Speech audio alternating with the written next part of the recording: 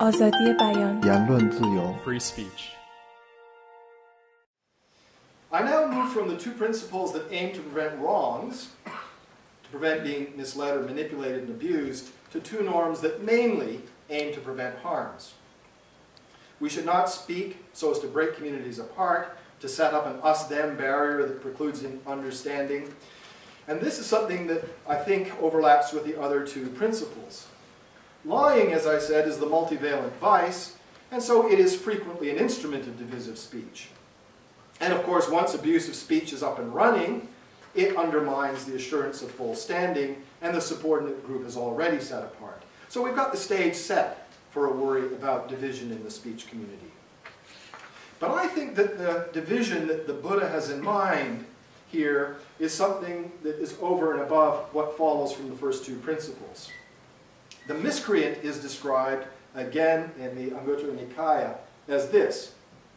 What he's heard here, he tells to break apart from those people there, thus breaking apart those who are united, and stirring up strife between those who are broken apart. He loves factionalism. This sounds a bit like Rousseau and Hume, and others who distrust faction. I think the first thing we feel when we read the divisive speech norm is that surely it only has special application. The Buddha was trying to create not merely a philosophy, but a civilization. To create that civilization, he had to hold it together.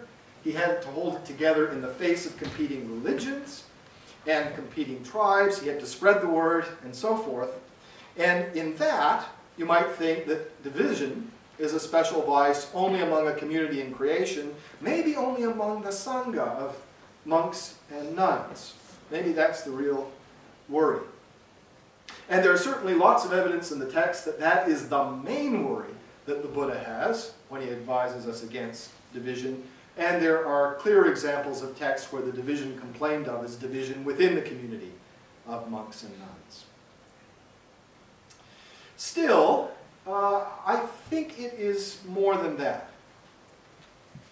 Even in St. Benedict's rule, which, by the way, has an awful lot in common with the Buddha Vinaya, not surprisingly, the abbot is charged to admonish people in a variety of ways, tailored to their circumstances and wrong. Benedict writes, he must vary with the circumstances, threatening and coaxing by turns. And for the stubborn, arrogant, or disobedient, he should resort to physical violence. The rule of St. Benedict has all kinds of other un-Buddhist sort of thoughts in it. But it has this one: he should never act in such a way as to divide the community on itself or other communities. Now, the capacity of contemporary religious forms of Buddhism, this will come as no surprise to people who read the newspapers, to sustain and promote division in society is shocking. It's breathtaking, but not more shocking than the ability of Christians in Northern Ireland, or so-called Christians in Northern Ireland, to sustain decades and decades of sectarian division and violence, or now of American evangelicals who throw hatred and division into African societies. So although there is a kind of religious cast to this, and it becomes most pertinent, I think, in religious contexts, I want to claim that the Benedictine conjecture is correct, and that there is at least a thin kind of community to which we all belong, and which needs to be sustained, and which can be threatened by divisive speech. Well, what precisely is this thin community? If nothing else, it's the community of speakers. It's our speech community. It's the group of people who, as Mill says, are trying to pursue the duty to find the truth and convince each other of the right. We are all, in this way, interlocutors in a common enterprise, in what Mill thought of as a joint effort to find the truth. None of us can find the truth on our own. That way lies dogmatism. The lesson of fallibility means we must build into our norms about speech things that will elicit it, will test it. And that being so, we have to take great care that that community is sustained at least far enough to be able to test our claims. At least far enough for the argument to continue, for the discussion, for the resistance and debate to go on. far enough so that people do not, put it bluntly, stop talking to each other because there no longer is a point. Again, Paul Grice. Here's a piece of a norm that Grice finds in the very logic of human conversation.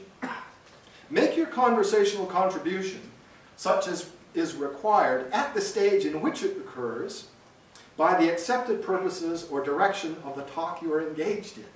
Those of you philosophers in the audience, I won't take you through these wonderful examples Grice has of people violating these conversational norms and what happens to a conversation when people ignore the accepted purposes of the conversation.